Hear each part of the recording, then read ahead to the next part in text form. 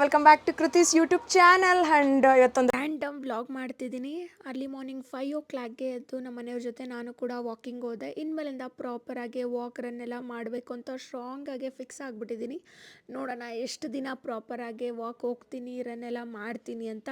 And ನಾನು starting ಆಗಿರೋದ್ರಿಂದ ನನ್ನ ಕೈಯಲ್ಲಿ ಜಾಸ್ತಿ ರನ್ ಮಾಡೋದಕ್ಕೆ ಆಗೋದಿಲ್ಲ. ಒಂದು 50% ರನ್ ಮಾಡ್ತೀನಿ, 50% ವಾಕ್ ಮಾಡ್ತೀನಿ. ನಮ್ಮ ಮನೆಯವರು ಫುಲ್ ರನ್ ಮಾಡ್ತಾ ಇರ್ತಾರೆ. ಅವ್ರ ಜೊತೆ ಕಾಂಪಿಟೇಷನ್ ಆಗಂತೂ ನಾನು ಹೋಗೋಕ್ಕಾಗಲ್ಲ, ಬಿಕಾಸ್ ಅವರು ತುಂಬ ಫಾಸ್ಟಾಗಿ ರನ್ ಎಲ್ಲ ಮಾಡ್ತಾರೆ. ನಾನು ಕೂಡ ಒಂದು ಪ್ರಾಪರಾಗಿ ಮಾಡಿದೆ, ಅಭ್ಯಾಸ ಆಯಿತು ಅಂದರೆ ಖಂಡಿತ ನಾನು ರನ್ ಮಾಡ್ತೀನಿ. ಸ್ಕೂಲಲ್ಲಿದ್ದಾಗೆಲ್ಲ ಫಸ್ಟ್ ಸೆಕೆಂಡ್ ಬರ್ತಿದ್ದೆ ರನ್ನಿಂಗ್ ರೇಸ್ ಎಲ್ಲ. ಸೊ ಆ ಸ್ಪಿರಿಟಿನೂ ಇಟ್ಕೊಂಡು ಮಾಡೋಣ ಅಂತ ಅಂದ್ಕೊಳ್ತಿದ್ದೀನಿ. ತುಂಬ ಲಾಂಗ್ ಗ್ಯಾಪ್ ಆಗಿಬಿಟ್ಟಿದೆ, ಇನ್ನು ಇಷ್ಟು ದಿನ ಬಾಡಿ ಫುಲ್ ರೆಸ್ಟಲ್ಲಿತ್ತು. So I think it's takes time ಅಂತ ಅನಿಸುತ್ತೆ. ಆ್ಯಂಡ್ ಅದು ಗ್ರೌಂಡ್ ಬಂದು 1 ಕಿಲೋಮೀಟರ್ ಇದೆ. ನಾನು ವಾಕ್ ಮಾಡ್ಕೊಂಡು ಹೋಗ್ತಿದ್ರೆ ಅವರು ಇನ್ನೊಂದು ಸೈಡ್ ಇರ್ತಾರೆ ರನ್ ಮಾಡಿಕೊಂಡು. ಸೊ ಅಷ್ಟು ಫಾಸ್ಟಾಗಿ ರನ್ ಎಲ್ಲ ಮಾಡ್ತಾರೆ. ಆ್ಯಂಡ್ ಅವ್ರಿಗೂ ಸ್ವಲ್ಪ ಬ್ಯುಸಿ ಶೆಡ್ಯೂಲ್ಸ್ ಇರೋದ್ರಿಂದ ಸ್ವಲ್ಪ ಅವ್ರಿಗೂ ಗ್ಯಾಪ್ ಆಗಿತ್ತು. ಬಟ್ ಅವ್ರು ಪ್ರಾಪರಾಗಿ ಮಾಡ್ತಾರೆ. ಆ್ಯಂಡ್ ಇನ್ಮೇಲಿಂದ ಪ್ರಾಪರಾಗಿ ವಾಕ್ ಎಕ್ಸಸೈಸ್ ಎಲ್ಲ ಮಾಡಿ ಸ್ವಲ್ಪ ಫಿಟ್ಟಾಗಿ ಬಾಡಿ ಒಂದು ಸ್ಟೇಬಲ್ ಆಗಿ ಇಟ್ಕೊಳ್ಳೋಣ ಅಂತ ಅಂದ್ಕೊಳ್ತಿದ್ದೀನಿ. ನೋಡೋಣ ಎಷ್ಟು ಪ್ರಾಪರಾಗಿ ಮಾಡ್ತೀನಿ ಅಂತ. ಆ್ಯಂಡ್ ಆಲ್ಮೋಸ್ಟ್ ಅಲ್ಲಿ 1 hour 10 minutes ವಾಕ್ ರನ್ ಎಲ್ಲ ಮಾಡಿ ಕೆಲವೊಂದು ಎಕ್ಸಸೈಸ್ ಮಾಡೋಣ ಅಂತ ಗ್ರೌಂಡಿಂದ ಆಚೆ ಬಂದ್ವಿ. ಆ್ಯಂಡ್ ನಮ್ಮ ಮನೆ ಹತ್ರ ನಿಯರ್ ಬೈ ಇರೋಂಥ ಗ್ರೌಂಡ್ ಅಲ್ಲಿ ಹೆಂಗಿದೆ ಅಂದರೆ ಗ್ರೌಂಡ್ ಸುತ್ತಮುತ್ತಲು ಒಂಥರ ಕಾಡಿದ್ದಂಗಿದೆ, ಫುಲ್ ಹಳ್ಳಿ ಫೀಲ್ ಇರುತ್ತೆ, ಸಕ್ಕತ್ತಾಗಿದೆ. ಬ್ಯಾಂಗ್ಳೂರಲ್ಲೂ ಈ ಥರ ಇರುತ್ತೆ ಅಂತ ನಮ್ಮ ಮನೆ ಹತ್ರ ಇರೋವಂಥ ಗ್ರೌಂಡ್ ನೋಡಿದ್ಮೇಲೆ ಗೊತ್ತಾಯಿತು. ಆ್ಯಂಡ್ ತುಂಬ ಚೆನ್ನಾಗಿದೆ. ಆ್ಯಂಡ್ ಬಂದು ಸ್ವಲ್ಪ ಹೊತ್ತು ಕೂತ್ಕೊಂಡು ಮೆಡಿಟೇಟ್ ಎಲ್ಲ ಮಾಡ್ತಿದ್ರು. ಆ್ಯಂಡ್ ನಾನು ಕೂಡ ಒಂದು 5 minutes ಮಾಡಿದೆ. ಒಂಥರ ರಿಲ್ಯಾಕ್ಸೇಷನ್ ಆಗಿತ್ತು. ಡೇ ಫುಲ್ ತುಂಬಾ ಎನರ್ಜಿಟಿಕ್ ಆಗಿತ್ತು. ಒಂಥರ ಮೈಂಡೆಲ್ಲ ಕೂಲ್ ಆ್ಯಂಡ್ ಕಾಮ್ ಆಗಿತ್ತು. ಆ್ಯಂಡ್ ತುಂಬಾ ಚೆನ್ನಾಗಿತ್ತು. ಒಂದು ನಮ್ಮ ಲೈಫ್ ಸ್ಟೈಲಲ್ಲಿ ಈ ಥರ ವಾಕಿಂಗ್, ರನ್ನಿಂಗ್, ಈ ಥರ ಗುಡ್ ಹ್ಯಾಬಿಟ್ಸನ್ನ ಅಭ್ಯಾಸ ಮಾಡಿಕೊಂಡ್ರೆ ನಮ್ಮ ಲೈಫ್ ತುಂಬಾ ಪಾಸಿಟಿವ್ ಆಗಿರುತ್ತೆ, ಒಂದು ಗುಡ್ ವೈಬ್ಸ್ ಇರುತ್ತೆ ಅಂತ ಅನಿಸ್ತು. ಆ್ಯಂಡ್ ಆದಷ್ಟು ಇನ್ಮೇಲಿಂದ ಪ್ರಾಪರಾಗಿ ವಾಕ್ ರನ್ ಎಲ್ಲ ಮಾಡಬೇಕು. ಅಲ್ಲಿ ಮಾರ್ನಿಂಗ್ ಆಚೆ ಹೋಗಿ ಒಂದು ಒಳ್ಳೆ ವೆದರಲ್ಲಿ ಒಂದು ಒಳ್ಳೆ ಎಕ್ಸಸೈಸ್ ವಾಕ್ ಎಲ್ಲ ಮಾಡ್ಕೊಂಡು ಬಂದು ಸ್ವಲ್ಪ ಹೊತ್ತು ಮೆಡಿಟೇಟ್ ಮಾಡಿದ್ರೆ ನಮ್ಮ ಮೈಂಡ್ ತುಂಬಾ ರಿಲ್ಯಾಕ್ಸೇಷನ್ ಆಗಿರುತ್ತೆ. ಆ್ಯಂಡ್ ನಮ್ಮ ಬಾಡಿನೂ ಅಷ್ಟೇ ಆ್ಯಂಡ್ ವೆರಿ ಆ್ಯಕ್ಟಿವ್ ಆಗಿರುತ್ತೆ ಅಂತ ಅನಿಸುತ್ತೆ. ಆ್ಯಂಡ್ ಇನ್ನೊಂದು ಗಿಲ್ಟ್ ಕಾಡ್ತಿದೆ, ಏನು ಅಂತಂದರೆ ಎಲ್ಲರೂ ದಪ್ಪ ಆಗೋಗಿದ್ಯಾ ಅಂತ ಅಂತಿರ್ತಾರೆ. ಬಟ್ ನನಗೇನು ಫೀಲ್ ಇಲ್ಲ. ಬಟ್ ಏನೋ ದಪ್ಪ ಅಂತಂದರೆ ಏನೋ ಒಂಥರ ನೆಗೆಟಿವ್ ಥರ. ಸೊ ಒಂದು ಸ್ವಲ್ಪ ಬಾಡಿ ಫಿಟ್ಟಾಗಿ ಇಟ್ಕೊಳ್ಳೋಣ ಅಂತ ಸ್ಟ್ರಾಂಗಾಗಿ ಫಿಕ್ಸ್ ಆಗಿದ್ದೀನಿ. ನೋಡೋಣ ಯಾವ ಲೆವೆಲಿಗೆ ಕರ್ಕೊಂಡು ಹೋಗುತ್ತೆ ಇದು ಅಂತ. ಎಲ್ಲ ಹುಡುಗಿರಿಗೂ ಕಾಡೋ ಅಂಥ ಪ್ರಶ್ನೆನೇ ನನಗೂ.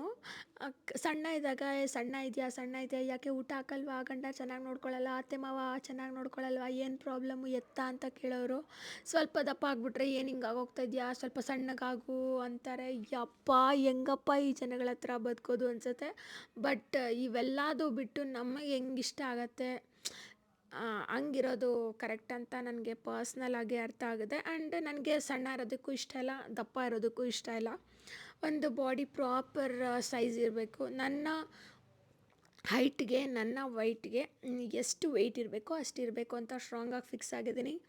ಆ್ಯಂಡ್ ನಾನು ಎಷ್ಟು ವೆಯ್ಟ್ ಇದ್ದೀನಿ, ಎಷ್ಟು ಕಮ್ಮಿ ಆಗಬೇಕು ಅಂತ ಅಂದ್ಕೊಂಡಿದ್ದೀನಿ. ನಾನು ನೆಕ್ಸ್ಟ್ ವ್ಲಾಗಲ್ಲಿ ಪ್ರಾಪರಾಗಿ ಹೇಳ್ತೀನಿ.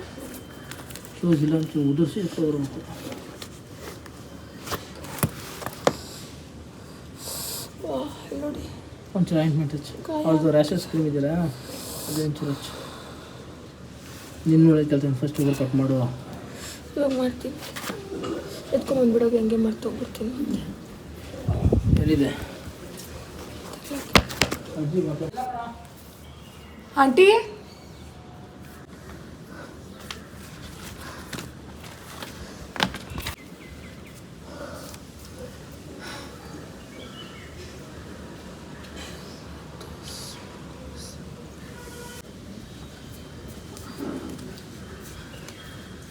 ಫಸ್ಟ್ ಮಾಡು. ಕೂತ್ಕೊಂಡು ಮೀಟರ್ ಫಸ್ಟು ಮಾಡು. ಕಂಪ್ಲೀಟ್ ಎಂಡ್ ಕಟ್ ಮಾಡು.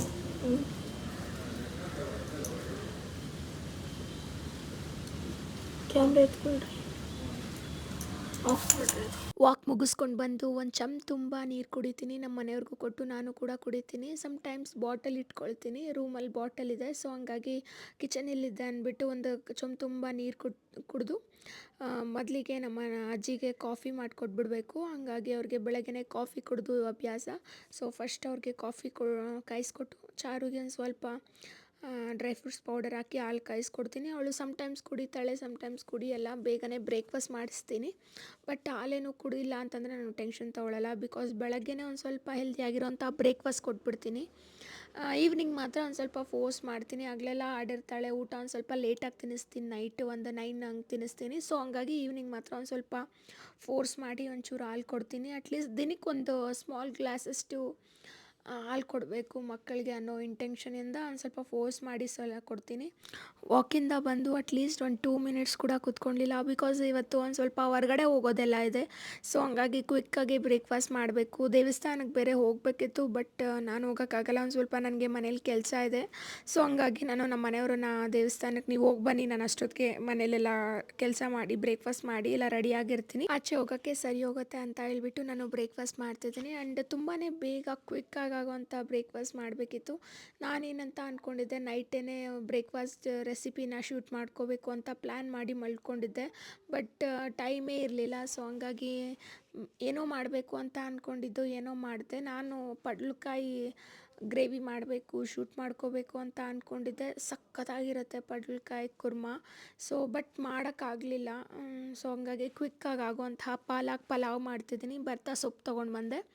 ನನಗೇನಾದರೂ ಫ್ರೆಶ್ ಆಗಿ ಸೊಪ್ಪು ಕಾಣಿಸಿದ್ರೆ ತುಂಬ ಇಷ್ಟ ಆಗುತ್ತೆ, ಹಂಗೆ ತೊಗೊಂಬಂದು ಹಾಗೆ ಮಾಡಬೇಕು. ಸೊ ತುಂಬ ಇಷ್ಟ ಆ ಥರ. ಸೊಪ್ಪು ತಂದು ಫ್ರಿಜ್ಜಲ್ಲಿಟ್ಟು ನನಗೆ ನೆಕ್ಸ್ಟ್ ಡೇ ಮಾಡೋಕ್ಕೆ ಕೂಡ ಇಷ್ಟ ಆಗಲ್ಲ, ಹಾಗೆ ತರಬೇಕು ಹಾಗೆ ಮಾಡಬೇಕು ಹಂಗಿಷ್ಟ.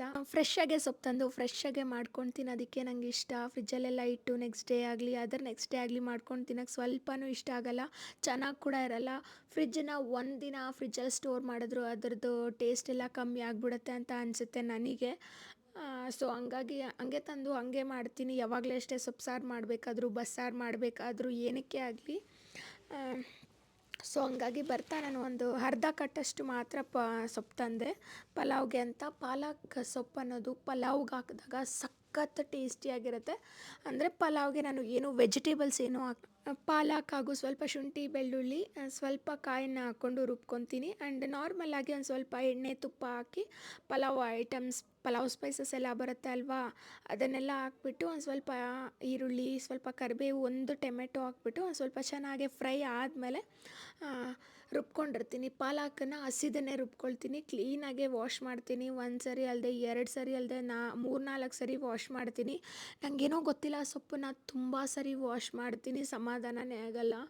ಕೆಲವೊಂದು ಇಶ್ಯೂಸ್ ಎಲ್ಲ ಕೇಳಿದ್ದೆ, ಅದೇನೋ ಯಾವುದೋ ಮಗುಗೆ ಕೊತ್ತಂಬರಿ ತಿನ್ನಿಸ್ಬಿಟ್ಟು ಒಂದು 5 ಇಯರ್ಸ್ 6 ಇಯರ್ಸ್ ಮಗುಗೆ ಕೊತ್ತಂಬರಿ ತಿನ್ನಿಸಿದೆ, ಅದರಲ್ಲಿ ಹುಳ ಇತ್ತು, ತಲೆಯಲ್ಲಿ ಬ್ರೈನಲ್ಲಿ ಏನೋ ಸೇರಿಕೊಂಡಿತ್ತು, ಆ ಥರ ಏನೇನೋ ಹೇಳಿದರು. ಅದು ಎಷ್ಟು ಮಾತ್ರ ನಿಜ ಅನ್ನೋದು ನನಗೆ ಗೊತ್ತಿಲ್ಲ, ಡಾಕ್ಟರೇ ಹೇಳಿದ್ರಂತೆ. ಬಟ್ ನಂಗೆ ಅದೆಲ್ಲ ತಲೆಯಲ್ಲಿರುತ್ತೆ. ಆ್ಯಂಡ್ ಮಣ್ಣು ಕೂಡ ಜಾಸ್ತಿ ಇರುತ್ತೆ ಸೊಪ್ಪಲ್ಲಿ, ಹಂಗಾಗಿ ನಾನು ಒಂದು 3-4 ಟೈಮ್ಸ್ ಖಂಡಿತವಾಗ್ಲೂ ತೊಳ್ಕೊಳ್ತೀನಿ, ಸಮಾಧಾನನೇ ಆಗಲ್ಲ ಎಷ್ಟು ಸರಿ ತೊಳೆದ್ರೂ. ಕ್ಲೀನಾಗೆ ವಾಶ್ ಮಾಡಿಕೊಂಡು ಪಾಲಕ್ ಸೊಪ್ಪನ್ನ ನಾನು ಬೇಯಿಸ್ಕೊಳ್ಳೋದಾಗಲಿ ಫ್ರೈ ಮಾಡ್ಕೊಳ್ಳೋದ್ರಲ್ಲಿ ಏನೂ ಮಾಡ್ಕೊಳ್ಳಲ್ಲ, ಡೈರೆಕ್ಟಾಗಿ ಒಂದು ಮಿಕ್ಸರ್ ಜಾರ್ಗೆ ಹಾಕ್ಕೊಂಡ್ಬಿಡ್ತೀನಿ, ಹಾಕ್ಕೊಂಡು ರುಬ್ಕೊಳ್ತೀನಿ. ಆ್ಯಂಡ್ ಇದಕ್ಕೆ ಶುಂಠಿ ಬೆಳ್ಳುಳ್ಳಿ ಸ್ವಲ್ಪ ಕಾಯಿ ಕೂಡ ಹಾಕ್ಕೊಳ್ತಿದ್ದೀನಿ, ಚೆನ್ನಾಗಿರುತ್ತೆ ಫ್ಲೇವರ್ ಅಂತ. ಹಸಿ ಕಾಯಿನ ಚಿಕ್ಕದಾಗಿ ಸಣ್ಣದಾಗಿ ಹಚ್ಕೊಂಡು ನಾನು ಮಿಕ್ಸರ್ ಜಾರ್ಗೆ ಹಾಕ್ಕೊಳ್ತೀನಿ. ನಾನು ಕಾಯಿನ ಯಾವತ್ತೇ ಆಗಲಿ ಈ ಥರ ಚಿಪ್ಪಿಂದ ತೆಗೆದು ಇಡಲ್ಲ ಫ್ರಿಜ್ಜಲ್ಲಿ, ಇದೇ ಥರ ಚಿಪ್ಪೇ ಇಡ್ತೀನಿ, ಫ್ರೆಶ್ ಆಗಿರುತ್ತೆ ಅಂತ ನನ್ನ ಒಪಿನಿಯನ್. ಹಂಗಾಗಿ ಎಷ್ಟು ಬೇಕೋ ಅಷ್ಟನ್ನು ಕಟ್ ಮಾಡಿಕೊಂಡು ಇನ್ನು ಮಿಕ್ಕಿದ್ದು ಅದೇ ಥರ ಚಿಪ್ಪಲ್ಲೇ ಫ್ರಿಜ್ಜಲ್ಲಿ ಇಡ್ತೀನಿ. ಸ್ಪೇಸ್ ಜಾಸ್ತಿ ಬೇಕಾಗುತ್ತೆ, ಬಟ್ ಅಂದರೂ ಪರವಾಗಿಲ್ಲ, ನನಗೆ ಫ್ರೆಶ್ ಆಗಿರೋದು ಬೇಕು ಅಂತ ಹೇಳ್ಬಿಟ್ಟು ಚಿಪ್ಪಲ್ಲಿ ಹಂಗಂಗೆ ಇಡ್ತೀನಿ. ಆ್ಯಂಡ್ ಇಲ್ಲಿ ಸಣ್ಣದಾಗೆ ಹಚ್ಕೊಳ್ತಿದ್ದೀನಿ ಮಿಕ್ಸರ್ ಜಾರ್ಗೆ ಹಾಕ್ಕೊಳ್ಳೋಕ್ಕೆ. ಆ್ಯಂಡ್ ಸಣ್ಣದಾಗೆ ಹಚ್ಕೊಂಡ್ರೆ ಕ್ಲೀನಾಗಿ ಪೇಸ್ಟ್ ಕೂಡ ಆಗುತ್ತೆ, ಆ್ಯಂಡ್ ಮಿಕ್ಸರ್ ಜಾರ್ ಕೂಡ ಹಾಳಾಗಲ್ಲ ಅನ್ನೋ ಕಾರಣಕ್ಕೆ ಸ್ವಲ್ಪ ಸಣ್ಣದಾಗೆ ಹಚ್ಕೊಳ್ತೀನಿ. ಹಚ್ಕೊಂಡು ಇದಕ್ಕೆ ನಾನು ಕ್ಲೀನಾಗಿ ವಾಶ್ ಮಾಡಿಟ್ಕೊಂಡಿರೋಂಥ ಸೊಪ್ಪನ್ನು ಕೂಡ ಆ್ಯಡ್ ಮಾಡ್ಕೊಳ್ತಿದ್ದೀನಿ. ಆಗಲೇ ಹೇಳ್ದಂಗೆ ನಾನು ಹಸಿದನ್ನೇ ನಾನು ಮಿಕ್ಸರ್ ಜಾರ್ಗೆ ಹಾಕ್ಕೊಳ್ತಿದ್ದೀನಿ. ಹಾಕ್ಕೊಂಡು ಸ್ವಲ್ಪ ನೀರು ಹಾಕ್ಕೊಂಡು ಸಾಫ್ಟಾಗಿ ಗ್ರೈಂಡ್ ಮಾಡ್ಕೊಳ್ತೀನಿ. ಆ್ಯಂಡ್ ಅಷ್ಟರಲ್ಲಿ ಈರುಳ್ಳಿ ಟೊಮೆಟೊ ಕೂಡ ಸಾಫ್ಟಾಗಿ ಪೇಸ್ಟ್ ಆಗಿರುತ್ತೆ. ಮತ್ತು ನಾನು ರುಬ್ಕೊಂಡಿರೋ ಏನಿರುತ್ತೆ ಅದನ್ನು ಹಾಕ್ಕೊಂಡು ಒಂದು 5 ಮಿನಿಟ್ಸ್ ಲೋ ಫ್ಲೇಮಲ್ಲಿ ಕ್ಲೀನಾಗೆ ಹುರ್ಕೊಳ್ತೀನಿ, ಹಸಿ ವಾಸನೆ ಹೋಗೋವರೆಗೂ ಆ ಸೊಪ್ಪಿಂದೆಲ್ಲ. ಅದೇ ಟೈಮಲ್ಲಿ ಒಂದು ಸ್ವಲ್ಪ ಧನಿಯಾ ಪುಡಿ, ಒಂದು ಸ್ವಲ್ಪ ಅರಿಶಿನ ಪುಡಿ, ಸ್ವಲ್ಪ ಬಿರಿಯಾನಿ ಪೌಡರ್ ಕೂಡ ಆ್ಯಡ್ ಮಾಡಿ ಹಸಿ ವಾಸನೆ ಹೋಗೋವರೆಗೂ 5-6 ಮಿನಿಟ್ಸ್ ನಾನು ಲೋ ಫ್ಲೇಮಲ್ಲಿ ಹುರ್ಕೊಂಡು ಮತ್ತೆ ಎಷ್ಟು ಅಕ್ಕಿ ತೊಗೊಂಡಿರ್ತೀವಿ ಅದಕ್ಕೆ ಡಬಲ್ ಕ್ವಾಂಟಿಟಿ ಅಷ್ಟು ನೀರು ಹಾಕಿ ಅಕ್ಕಿ ಹಾಕಿ ಒಂದು ಸ್ವಲ್ಪ ಉಪ್ಪು ಹಾಕಿ ಚೆನ್ನಾಗಿ ಕುದಿ ಬಂದಾದಮೇಲೆ ನಾನು ಲಾಸ್ಟಲ್ಲಿ ಒಂದು ಸ್ವಲ್ಪ ಲೆಮನ್ನ ಫ್ರೀಸ್ ಮಾಡಿಕೊಂಡು ಕುಕ್ಕರ್ ವಿಜಿಲ್ ಕ್ಲೋಸ್ ಮಾಡ್ತೀನಿ. ಡ್ರೈ ಫ್ರೂಟ್ಸ್ ಶೇಕ್ ಕೂಡ ಮಾಡ್ಕೊಂಡಿದ್ದೆ, ಅದನ್ನು ಕೂಡ ಒಂದು ಗ್ಲಾಸ್ಗೆ ಸರ್ವ್ ಮಾಡಿಕೊಂಡು ಕುಡಿತಿದ್ದೀನಿ. ಆ್ಯಂಡ್ ಇದೇ ಗ್ಯಾಪಲ್ಲೇ ಕುಡಿದ್ಬಿಡ್ತೀನಿ. ಕಿಚನಲ್ಲಿದ್ದಾಗೆ ಅದು ಆರಾಮಾಗಿ ಕುತ್ಕೊಂಡು ಕುಡಿಯೋಷ್ಟು ಟೈಮ್ ಅಂತೂ ಇರಲ್ಲ ಸಮ್ಟೈಮ್ಸು. ಸೊ ಹಂಗಾಗಿ ಅಡುಗೆ ಮಾಡಿಕೊಂಡು ಕುಡ್ಕೊಂಡು ಬಿಡ್ತೀನಿ. ನನಗೂ ಎನರ್ಜಿ ಬೇಕಲ್ವಾ ಅಡುಗೆ ಮಾಡೋದಕ್ಕಾಗಲಿ ಮತ್ತು ಮಕ್ಳಿಗೆ ಮಾಡಿ ಮನೇಲಿ ಮಾಡ್ಕೊಳಕ್ಕಾಗಲಿ. ಸೊ ಹಂಗಾಗಿ ಅಡುಗೆ ಮಾಡಿಕೊಂಡೇ ಕುಡ್ಕೊಂಡು ಬಿಡ್ತೀನಿ. ಆ್ಯಂಡ್ ನಾನು ಒಂದು ಸ್ವಲ್ಪ ವಿಷಲ್ ಕೂಗಿಸ್ಕೊಳ್ಳೋವಾಗ ಒಂದು ಸ್ವಲ್ಪ ಮೀಡಿಯಮ್ ಫ್ಲೇಮಲ್ಲೇ ಇಟ್ಟು ಕೂಗಿಸ್ಕೊಳ್ತೀನಿ, ಆವಾಗ ಅನ್ನ ಕರೆಕ್ಟಾಗಿ ಆಗುತ್ತೆ. ಆ್ಯಂಡ್ ನೀರನ್ನು ಕೂಡ ಅಷ್ಟೇ, ಈಗ ಅಕ್ಕಿ 1 ಗ್ಲಾಸ್ ತೊಗೊಂಡಿದ್ದೀವಿ ಅಂತ ಅಂದರೆ ನೀರನ್ನು 1.25 ಹಾಕ್ಕೋಬೇಕಾಗತ್ತೆ. 2 ಗ್ಲಾಸ್ ಕಂಪ್ಲೀಟಾಗಿ ಹಾಕ್ಕೋಬಾರ್ದು, ಬಿಕಾಸ್ ಮಸಾಲೆಗೆಲ್ಲ ನೀರು ಹಾಕಿರ್ತೀವಿ ಅಲ್ವಾ. ಸೊ ಹಂಗಾಗಿ ಜಾಸ್ತಿ ಆಗುತ್ತೆ. ಒಂದು ಚೂರು ನೀರು ಕಮ್ಮಿ ಹಾಕ್ಕೊಂಡ್ರೆ ಸರಿ ಹೋಗುತ್ತೆ, ಪರ್ಫೆಕ್ಟಾಗಿ ಬರುತ್ತೆ ಮೆಷರ್ಮೆಂಟು.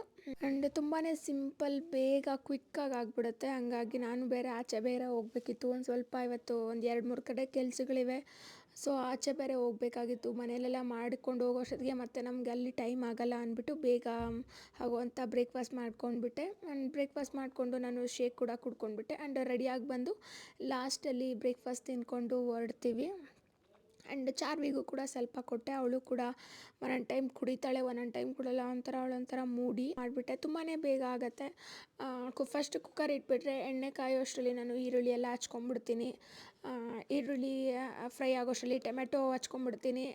ಆ ಕಡೆ ಈರುಳ್ಳಿ ಟೊಮೆಟೊ ಎಲ್ಲ ಫ್ರೈ ಆಗೋಷ್ಟರಲ್ಲಿ ಈ ಕಡೆ ರುಬ್ಕೊಂಡು ಬಿಡ್ತೀನಿ ಎಲ್ಲ. ಸೊ ಸ್ವಲ್ಪ ಕೆಲಸಗಳೆಲ್ಲ ಮುಗಿಸಿ ರೆಡಿಯಾಗಿ ನಿಮಗೆ ಸಿಗ್ತೀನಿ. 10:30 ಆಗಿದೆ, ಆಚೆ ರೆಡಿ ಆಗ್ತಿದ್ವಿ. ಫಸ್ಟು ಹಾಸ್ಪಿಟ್ಲ್ ಹತ್ರ ಹೋಗಬೇಕು. ಹಾಸ್ಪಿಟ್ಲ್ ಹತ್ರ ಮುಗಿಸ್ಕೊಂಡು ನೆಕ್ಸ್ಟ್ ಬಸವೇಶ್ವರ ನಗರ ಹೋಗಬೇಕು. ಅಲ್ಲಿಂದ ಮುಗಿಸ್ಕೊಂಡು ಮಲ್ಲೇಶ್ವರಂ ಬರಬೇಕು. ಇವತ್ತು ಫುಲ್ಲಿ ಎಲ್ಲ ಕೆಲಸಗಳಿದೆ. ಇವತ್ತು ಡೇಲಿ ಏನೇನು ಆಗತ್ತೆ, ಎಲ್ಲೆಲ್ಲಿ ಹೋಗ್ತೀನಿ ಪ್ರತಿಯೊಂದನ್ನು ಕ್ಯಾಪ್ಚರ್ ಮಾಡೋಣ ಅಂತ ಅಂದ್ಕೊಂಡಿದ್ದೀನಿ.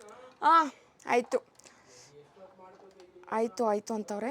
ಆ್ಯಂಡ್ ಸಿಗೋಣ ನೆಕ್ಸ್ಟ್. ಆ್ಯಂಡ್ ಇದು ನನ್ನ ಔಟ್ಫಿಟ್, ಪಿಂಕ್ ವೈಟ್. ಆ್ಯಂಡ್ ಇದು ಗಂಟು ಕಟ್ಬಿಟ್ಟಿದ್ದೀನಿ,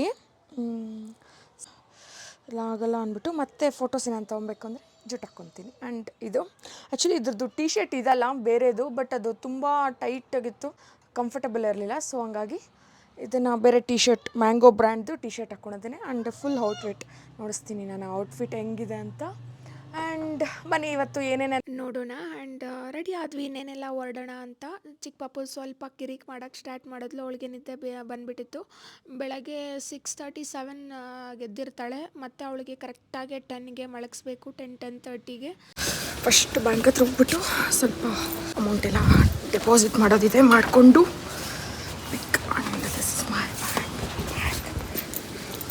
ಬ್ಯಾಂಕ್ ಹತ್ರ ಬೇರೆ ನಾನೇ ಹೋಗಬೇಕಾಗಿತ್ತು. ಅಲ್ಲಿ ನಾನೇ ಸಿಗ್ನೇಚರ್ ಎಲ್ಲ ಮಾಡಿ ಅಮೌಂಟ್ ಎಲ್ಲ ಕೊಡಬೇಕಾಗಿತ್ತು. ಸೊ ಹಂಗಾಗಿ ಚಿಕ್ಕ ಪಾಪುನ ಮನೆಯಲ್ಲೇ ಮಲಗಿಸ್ಬಿಟ್ಟು ಹೋಗು, ನೀನು ಬೇಗ ಕೆಲಸ ಮುಗಿಸು, ನಾನು ಮತ್ತೆ ಬರ್ತೀನಿ ಅಂತ ಹೇಳಿದ್ರು.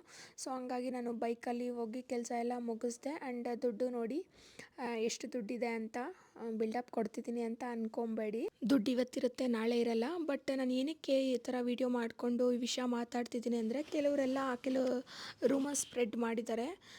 ನನ್ನ ಬಗ್ಗೆ ಅಲ್ಲದೆ ನಮ್ಮ ಮನೆಯವ್ರ ಬಗ್ಗೆ ತುಂಬಾ ರೂಮರ್ಸ್ ಸ್ಪ್ರೆಡ್ ಮಾಡಿದ್ದಾರೆ. ಅವ್ರ ಆಸ್ತಿ ಎಲ್ಲ ಕಳ್ತನವಾಗಿ ಎತ್ಕೊಂಬಂದು ತಿಂದು ಅವ್ರದ್ರಲ್ಲೇ ಬದುಕ್ತಿದ್ದೀವಿ ಅಂತ. ಆ್ಯಂಡ್ ನಾವು ಬೇರೆ ಬಂದ ಮೇಲೆ, ನಮ್ಮನ್ನು ಬೇರೆ ಹಾಕಿದ್ಮೇಲೆ ಬಲವಂತವಾಗಿ ಹಾಕಿರೋದು, ನಮ್ಗೆ ಇಷ್ಟ ಇಲ್ಲ ಅಂದರೂ ಬಲವಂತವಾಗಿ ಬೇರೆ ಹಾಕಿರೋದು. ಬೇರೆ ಹಾಕಿದಾಗಿಂದ ₹1 ನಮ್ಗೆ ಯಾರೂ ಹೆಲ್ಪ್ ಮಾಡಿಲ್ಲ. ಸಾಸಿವೆ ಕಾಳಷ್ಟು ನಾವು ಎಲ್ಲಿಂದನೂ ಎತ್ಕೊಂಡು ಬಂದಿಲ್ಲ, ಯಾರ ಅಂಗದಲ್ಲೂ ನಾವು ಬದುಕ್ತಿಲ್ಲ. ನಮ್ಮ ಕಷ್ಟ ನಾವು ಹಗಲು ರಾತ್ರಿ ದುಡ್ಕೊಂಡು ಬದುಕ್ತಿರೋದು, ಜೀವನ ಮಾಡ್ತಿರೋದು. ನಾವು ಬೇರೆ ಬಂದ ಮೇಲೆ ನಾವು ಒಂದು ಮನೇಲಿದ್ದೀವಿ, ಆ ಮನೇಲಿ ನಮಗೆ ಕುತ್ಕೊಳ್ಳೋಕ್ಕೆ ಸಿಂಗಲ್ ಚೇರು ಕೂಡ ಇರಲಿಲ್ಲ. ಇವಾಗ ನಮ್ಮ ಮನೇಲಿ ಪ್ರತಿಯೊಂದು ಇದೆ.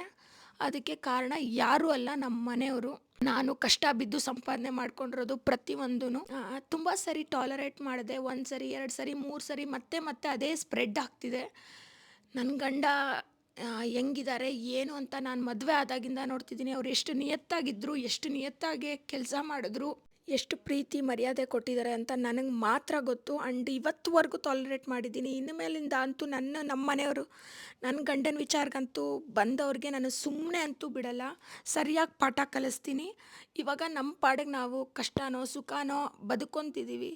ನಾವು ಪಟ್ಟಿರೋಂಥ ನೋವು, ನಾವು ಪಟ್ಟಿರೋಂಥ ಅವಮಾನ ನಮ್ಮ ಶತ್ರುಗಳಿಗೂ ಬರಬಾರ್ದು ಅಂತ ನಾವು ಅನುಭವಿಸಿದ್ದೀವಿ. ಅಷ್ಟೆಲ್ಲ ದಾಟ್ಕೊಂಡು ಇವತ್ತು ಖುಷಿಯಿಂದ ಜೀವನ ಮಾಡಿಕೊಂಡು ಯಾರಿಂದನೂ ಸಪೋರ್ಟ್ ತಗೊಳ್ದಿರ ನಮ್ಮ ಕಾಲ ಮೇಲೆ ನಾವು ನಿಂತ್ಕೊಂಡು ನನ್ನ ಮಕ್ಕಳನ್ನ ಸಾಕ್ಕೊಳ್ತಿದ್ದೀವಿ. ನಮ್ಮ ಜೀವನದಲ್ಲಿ ನಾವು ಯಾರನ್ನಾದ್ರೂ ನೆನೆಸ್ಕೊಬೇಕು ಅಂತ ಅಂದರೆ ಅವರು ಒಬ್ಬರು ವ್ಯಕ್ತಿ. ನಮ್ಮ ಜೀವನಕ್ಕೆ ನಮ್ಮ ಮನೆಯವ್ರಿಗೆ ದಾರಿ ನೋಡಿಸ್ಕೊಟ್ಟಿರೋಂಥ ವ್ಯಕ್ತಿ ಅವರು. ನಾವಿವಾಗ ಅನ್ನ ತಿಂತಿದ್ದೀವಿ, ನಾವಿಷ್ಟು ಮಾತ್ರ ಚೆನ್ನಾಗಿದ್ದೀವಿ ಅಂತಂದರೆ ಅವರು ನಮಗೆ ನೋಡಿಸ್ಕೊಟ್ಟಿರೋಂತಹ ದಾರಿ. ಅವ್ರನ್ನ ಬಿಟ್ಟರೆ ನಾವು ಯಾರನ್ನು ತಳ್ಕೊಳ್ಳೋ ಹಂಗೆ ಇಲ್ಲ.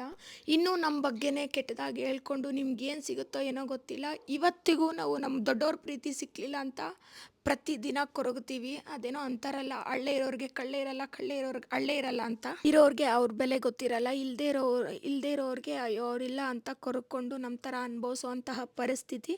ಬಟ್ ಇದೆಲ್ಲ ಬಿಟ್ಟು ಒಂದು ಜೀವನ ನಡೆಸ್ಕೊಂಡು ಹೋಗ್ತಿದ್ದೀವಿ ಅಂತ ಅಂದರೆ ನಮ್ಮ ಮಕ್ಳಿಗೋಸ್ಕರ ಅವ್ರ ಭವಿಷ್ಯ ಚೆನ್ನಾಗಿರಬೇಕು ಅನ್ನೋ ಒಂದೇ ಒಂದು ಕಾರಣಕ್ಕೆ ನನ್ನ ಗಂಡನ್ನ ನನ್ನನ್ನು ಕಷ್ಟಕ್ಕೆ ತಳ್ದಂಗೆ ನನ್ನ ಮಕ್ಕಳು ಏನನ್ನ ತಳ್ಳಿದ್ರೆ ನಾನು ಏನು ಮಾಡೋದಕ್ಕೂ ಸಿದ್ಧ. ನಮಗೆ ಯಾರು ಏನು ಕೊಡದೇ ಇರ್ಬೋದು, ಜನಗಳಾಗಿರ್ಬೋದು, ಇನ್ನೊಬ್ರು, ಬಟ್ ದೇವ್ರಂತೂ ನಮಗೆ ಏನು ಕಮ್ಮಿ ಮಾಡಿಲ್ಲ.